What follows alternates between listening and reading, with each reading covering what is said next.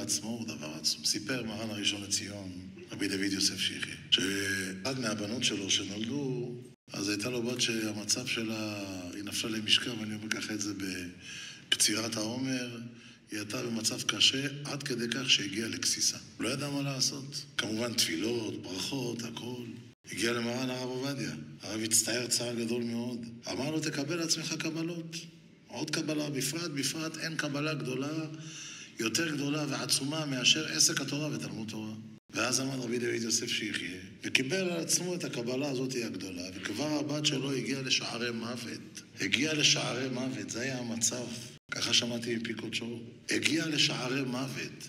כשהגיע לשערי מוות והוא קיבל את הקבלה הזו, הוא מספר שתוך שניות, ראו ניסים ונפלאות, ואחרי שעות חזרה לאיתנה, ברוך השם כבר התחתנה. מרן הרב עובדיה, כשאתה מגיע לבית עם הילדים שלה, ביתו של רבי דוד יוסף, היה אומר לה, ראו אופנייך לא פיללתי. אני מברך עליה את כל הברכות. היה אפילו דומע. כוח של קבלה. וזה פרשת השבוע. אם יהיה אלוקים עמדי, ושמרני בכל אשר נלך. לכל אחד יש לו כיבוי שמש בחיים שלו. אבל תדעו לכם, קבלה טובה, לא תדע, אני מקבל עצמי קבלה.